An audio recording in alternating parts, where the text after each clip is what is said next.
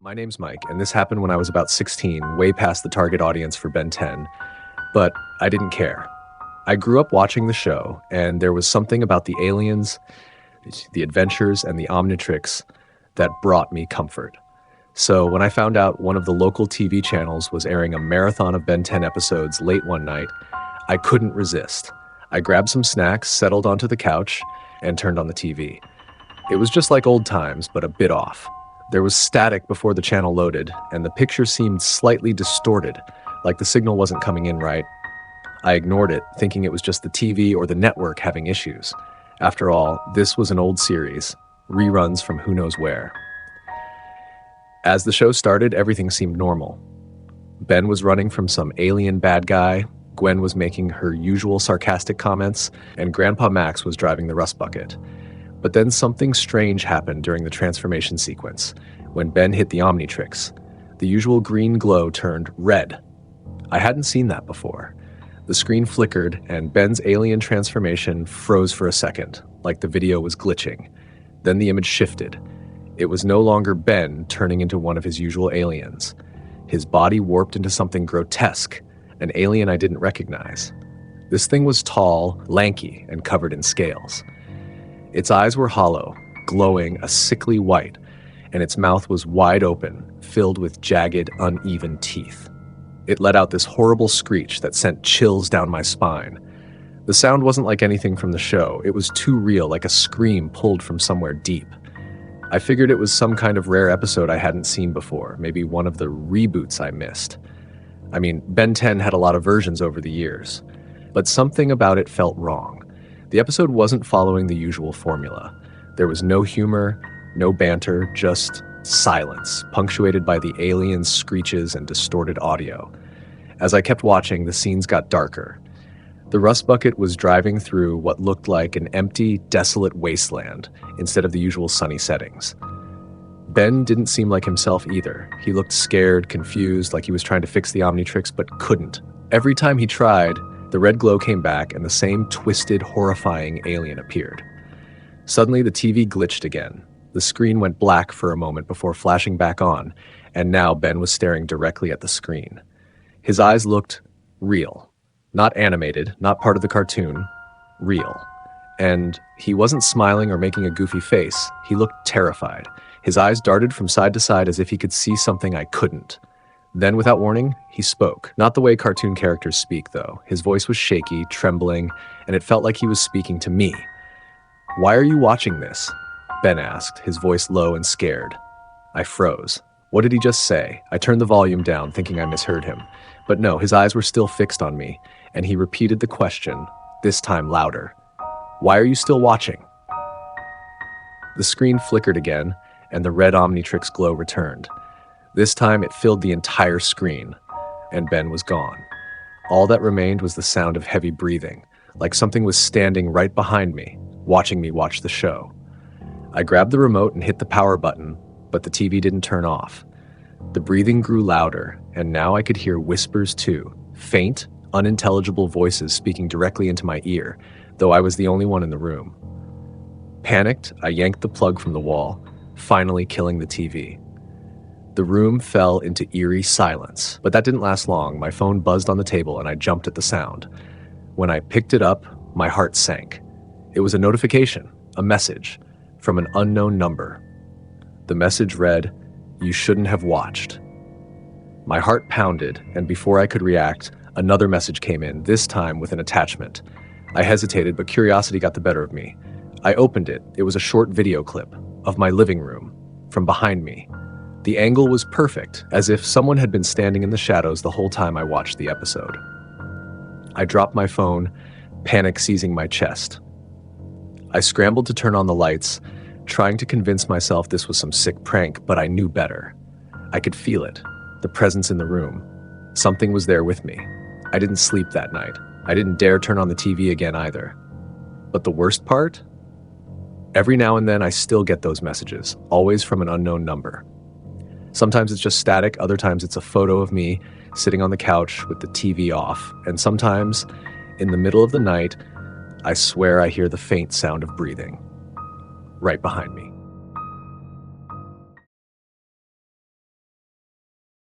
My name is Lily, and I've always struggled with my skin. Acne and dry patches plagued me throughout high school and college. When I found an online ad for a face wash promising miraculous results, I had to try it. It boasted glowing reviews and pictures of perfect skin. I placed the order, desperate for a solution. The bottle arrived a few days later, sleek and clinical: Purify, Ultimate Skin Cleanser.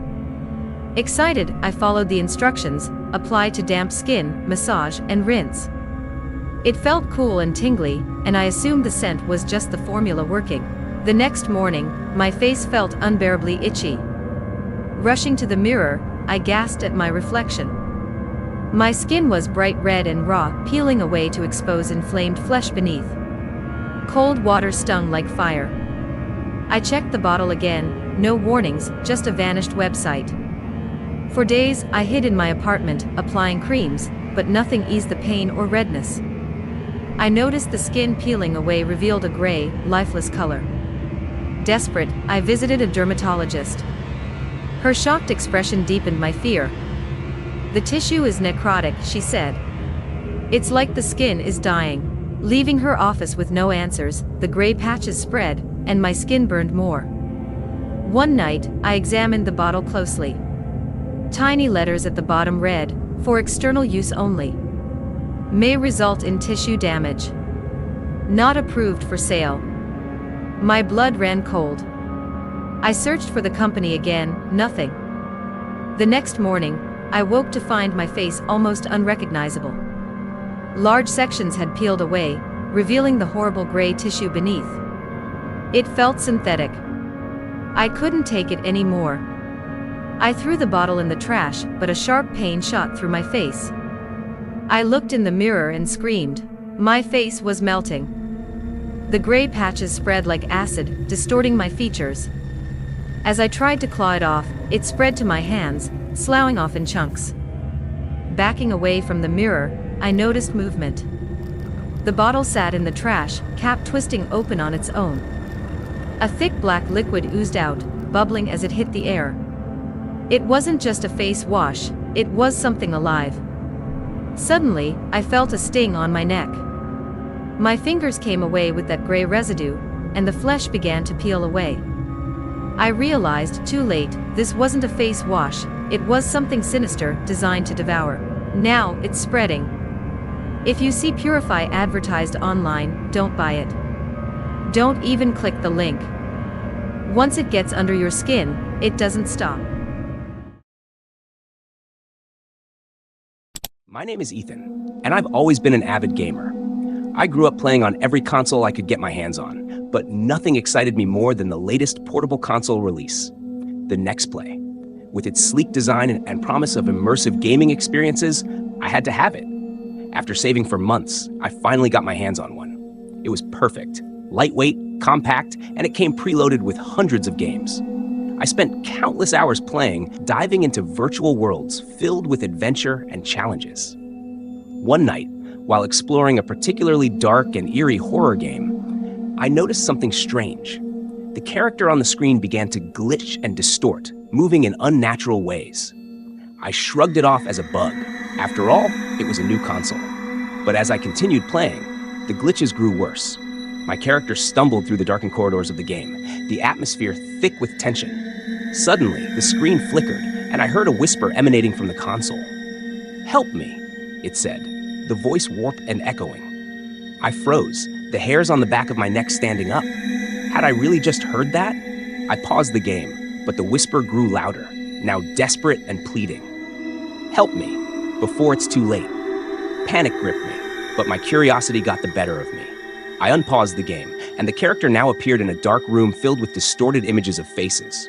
They were all twisted in agony, their mouths moving silently, as if trying to scream. My heart raced as I pressed on, desperate to uncover what was happening. The further I went, the more I felt a connection to the game. It was like I was stepping into the nightmares of those trapped within it. Each level I completed brought me deeper into the horror, revealing a backstory of a developer who had mysteriously vanished, leaving behind a cursed game that claimed the souls of its players. With every victory, I felt my energy waning. The whispers grew louder, filling my head with despair. You're one of us now, they cried. Join us. The screen flickered again, and I found myself in a final showdown against a monstrous entity, a shadowy figure that seemed to pulse with a dark energy. As I fought, I realized the figure mirrored my own movements. It was as if the game was trying to pull me in, to trap me within its virtual grasp. Desperate, I fought harder, my fingers flying across the buttons. But the creature only grew stronger, feeding off my fear. I could feel its cold presence creeping into my mind, the whispers morphing into agonizing screams. Help us! Save us! I knew I had to escape. In a final act of defiance, I threw the console across the room, hoping to break its hold on me. It smashed against the wall, the screen shattering into 1,000 pieces. But the moment it hit the floor, the whispers stopped. I felt a strange calm wash over me. Relieved, I took a deep breath. It was over, or so I thought. That night, as I lay in bed, I heard a soft beep coming from the corner of my room. I opened my eyes, heart racing, and saw the Next Play console glowing softly, untouched and intact, as if it had never been broken. The screen flickered to life, and I saw my character standing there, staring directly at me. Help us, it whispered, and I realized with horror that the game wasn't finished. The next day, I packed the console away and tried to forget. But no matter how hard I tried, I could still hear the whispers in the back of my mind. If you ever come across a Next Play console, don't buy it. Don't even touch it, because once you turn it on, it never truly lets you go.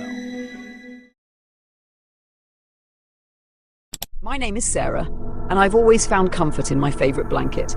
It was a patchwork quilt passed down through generations in my family. Each square told a story, some vibrant, others faded and frayed. When I was wrapped in it, I felt safe, cocooned in warmth. But that changed one fateful night. It was a stormy evening when I decided to curl up on the couch with my blanket. The wind howled outside, rattling the windows, while the rain lashed against the roof. I flipped through channels, searching for something to watch, when I stumbled upon an old horror movie. I knew I shouldn't watch it. I was already feeling uneasy from the storm, but the flickering images drew me in. As the movie progressed, I became increasingly anxious. The tension on screen matched the storm raging outside, and I could feel the blanket tightening around me as if it were alive. I brushed it off, blaming my imagination. Just as the movie reached its climax, a loud crack of thunder shook the house. I jumped, spilling my popcorn everywhere.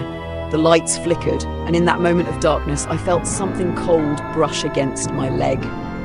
My heart raced as I peered into the shadows. Just the wind, I muttered to myself, pulling the blanket tighter. But when the lights flickered back on, I noticed something odd. The blanket appeared to be moving on its own, the edges shifting as if something were beneath it.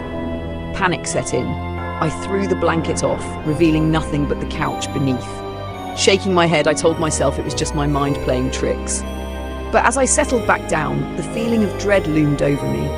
The movie's climax left me breathless, and I decided to turn it off. But as I reached for the remote, I felt a tug on the blanket. I yanked it back, confused.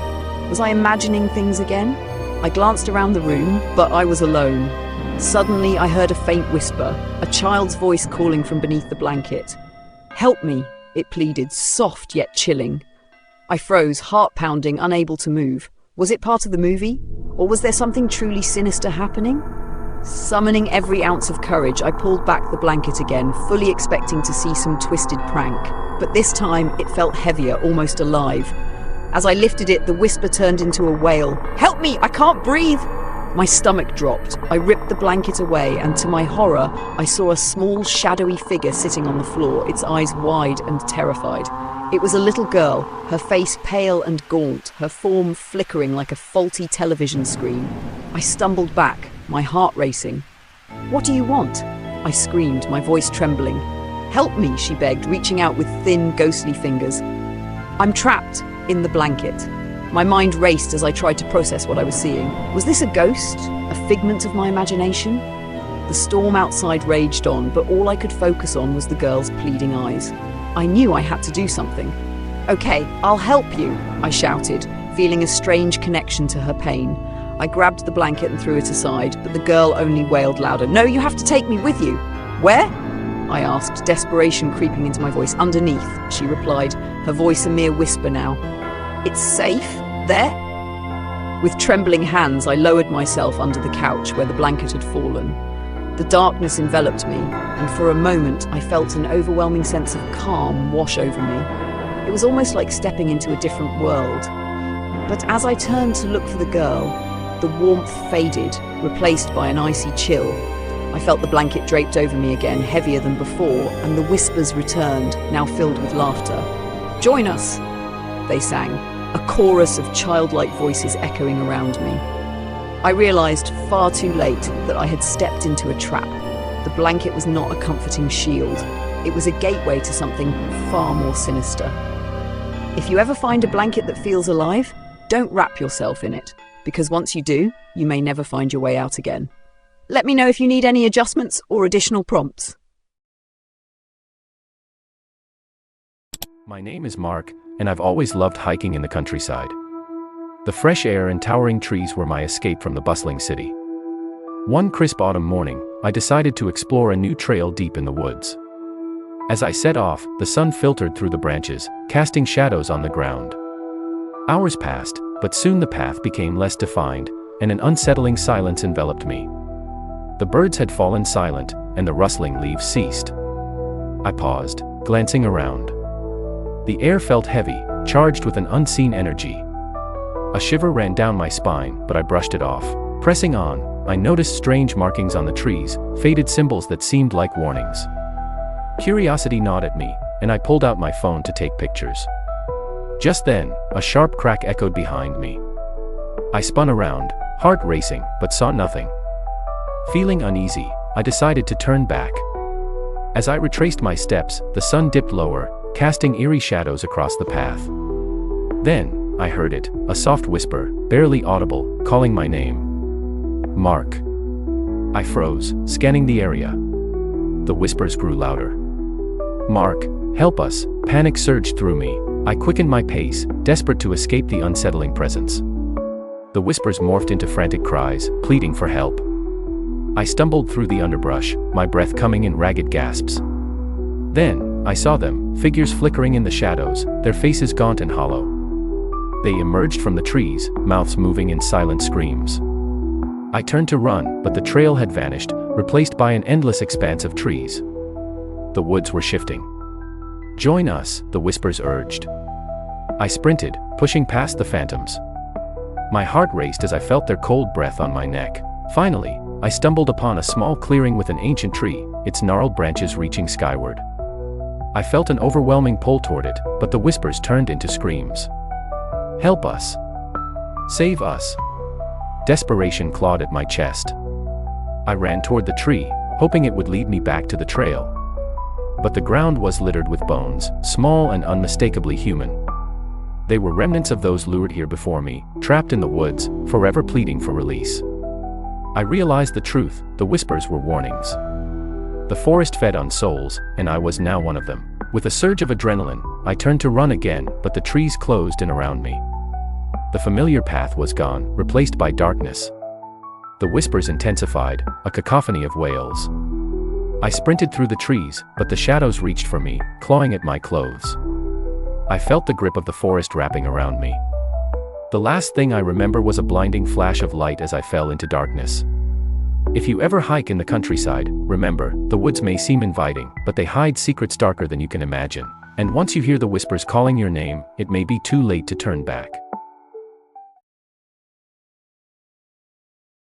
My name is Grace, and I've always loved the open road. On a solo trip, I found myself driving late into the night, the dark highway illuminated only by my headlights.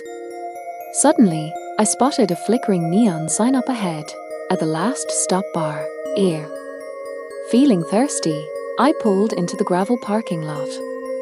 The bar looked worn down, with peeling paint and a buzzing sign. Despite its shabby appearance, an urge compelled me to go inside. The door creaked open, revealing a dimly lit interior. The smell of stale beer and fried food hung heavily in the air. A handful of patrons sat at the bar, their faces shrouded in shadows. I chose a seat at the far end, and the bartender, a middle-aged man with a weary expression, approached me. "What'll it be?" he asked, wiping a glass with a rag that looked more like a dish rag than a cleaning cloth. "A beer, please." I glanced around. The patrons were silent, their eyes fixated on me. A chill crept down my spine. As I sipped my drink, I couldn't shake the feeling that something was off. The television flickered with static, and the atmosphere grew tense. I overheard snippets of conversation from the patrons. "A lost, or a never leave, ere under the highway, ere." Curiosity piqued. I asked the bartender about the bar's history. He hesitated, glancing at the patrons before responding. "This place has been here for decades. Travelers come and go, but some never leave, ere." I laughed nervously. "You mean they just stay here forever?" He didn't answer, his gaze drifting toward the entrance. I turned to follow his line of sight and froze. A thick fog rolled in, obscuring the parking lot.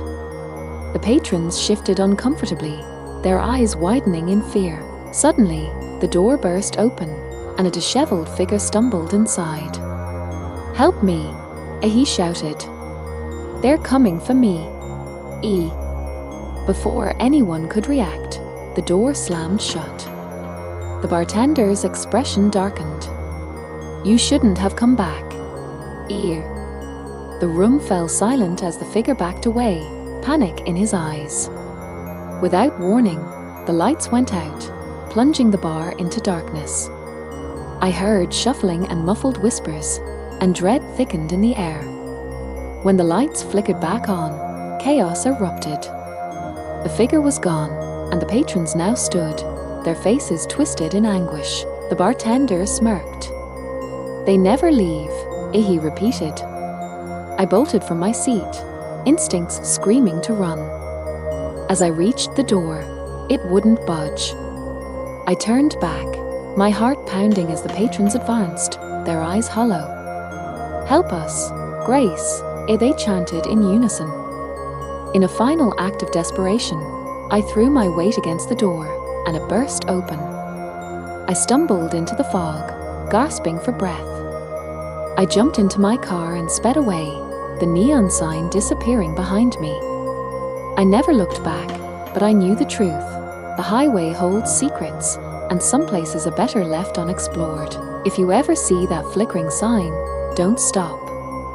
Just keep driving. Because once you enter, it might be your last stop. My name is Jake, and I've been a sport biker for as long as I can remember. One Saturday, I decided to take a solo ride through the winding back roads, hoping to push my limits. As I sped along the rural highways, the sun dipped low on the horizon, casting an eerie orange glow over the landscape. Suddenly, dark clouds gathered overhead. Ignoring the warning, I pushed my bike harder, the engine roaring in response. Then, the sky opened up, and heavy rain poured down. I searched for shelter and spotted an old, abandoned gas station just off the road. I parked my bike and dashed inside, relieved to escape the downpour. The interior was dim and dusty, filled with old gas pumps and broken glass. A flickering fluorescent light buzzed overhead, casting strange shadows on the walls. I thought I'd wait out the storm, but a chill ran down my spine as I noticed a motorcycle parked in the corner, its chrome gleaming ominously. Approaching it, I saw a strange insignia etched into the frame, a skull with fiery eyes. Suddenly, a tall man in black leather emerged from the shadows, his face obscured by a helmet. "Nice bike," he said, his voice low and gravelly. "Care for a race?" Adrenaline surged through me. "Sure, why not?" I replied, eager to test my skills against a stranger. We mounted our bikes and sped out of the gas station, the world blurring around us. The thrill of the race was intoxicating. I pushed my bike to its limits, but when I glanced back, my heart dropped. The man in black was right on my tail, moving unnaturally fast. Panic set in as I realized I couldn't shake him off. I veered onto a side road, hoping to lose him, but he followed with eerie persistence. The terrain became more desolate, twisted shadows looming over the road. "Faster, Jake," he taunted, his voice echoing in my mind. I pushed my bike harder, but the road twisted sharply ahead. I swerved to avoid the turn, but lost control. In an instant, I crashed and tumbled onto the asphalt, pain shooting through my body. When I opened my eyes, the man in black stood over me, his expression unchanged. "You wanted speed, Jake. Now you've got it." Before I could react, he leaned closer, and the world began to fade. I felt a strange sensation pulling me away. I glanced down, horrified to see my body lying on the ground. I was trapped in limbo, a restless spirit tied to the road, forever racing against the darkness. The man in black mounted his bike and sped off into the night, leaving me behind with the haunting realization that I would never escape. If you ever find yourself on a lonely back road and see a gas station with an eerie glow, think twice before you stop. You never know who, or what, might be waiting for you.